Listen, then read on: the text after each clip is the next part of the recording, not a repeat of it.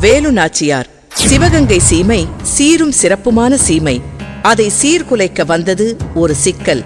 ஆற்காடு நவாபின் பெரும்படை ஒன்று ராமநாதபுரத்தை தாக்கி கைப்பற்றியது. நவாபின் அடுத்த குறி சிவகங்கைதான்.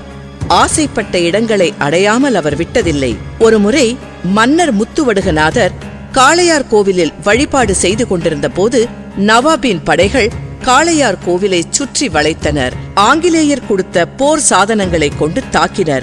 வடுகநாதரும் அவரது படைகளும் வீர போர் புரிந்தனர். இருந்தும் அவர்களால் அந்த தாக்குதலை சமாளிக்க இயலவில்லை. வடுகநாதர் வாளால் வெட்டப்பட்டு இறந்தார்.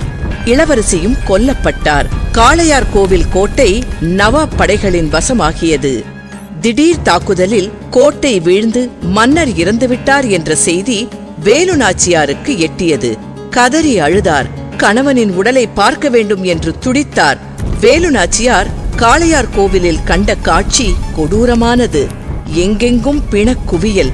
கோவில் திடலின் நடுவே அரசரும் இளவரசியும் ரத்தம் வடிந்து கிடந்தார்கள். காணக்கூடாத காட்சியது. கதறி அழுதார் நாச்சியார். கணவருடன் உடன்கட்டை ஏறிவிடலாமா என்று கூட யோசித்தார். கணவனை கொன்ற கயவர்களை பழிவாங்காமல் சாவதா?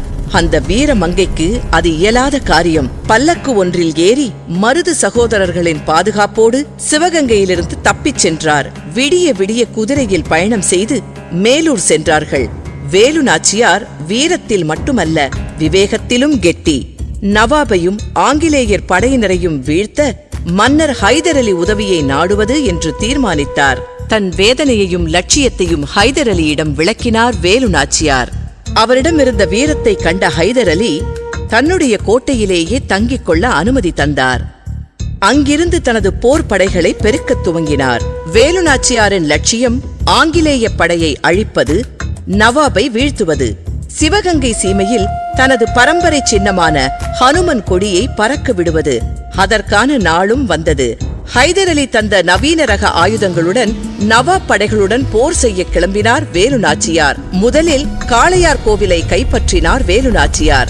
தனது படைகளை இரண்டாக பிரித்து ஒரு படைக்கு சின்ன மருதை தளபதியாகவும் இன்னொரு படைக்கு பெரிய மருதுவுடன் இணைந்து வேலு நாச்சியார் தலைமை வகித்தார். சின்ன மருது தலைமையிலான படை திருப்பத்தூரில் இருந்த வெள்ளையர் படைகளை வீழ்த்தியது. விஜயதசமி அன்று சிவகங்கை அரண்மனைக்குள்ளே இருக்கும் ராஜராஜேஸ்வரி தெய்வத்தை கூட்டம் கூட்டமாக பெண்கள் சென்று வழிபடுவது வழக்கம். வெளியே ஆங்கிலேயர் படை காவல் காத்துக் கொண்டிருக்கும்.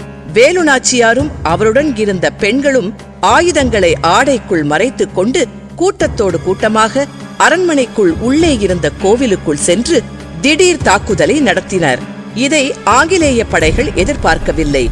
வெட்டுண்டு வீழ்ந்தார்கள். பிழைத்தவர்கள் நாட்டை விட்டு ஓடினார்கள். சிவகங்கை கோட்டை மீது பறந்த ஆங்கிலேயரின் கொடி இறக்கப்பட்டது.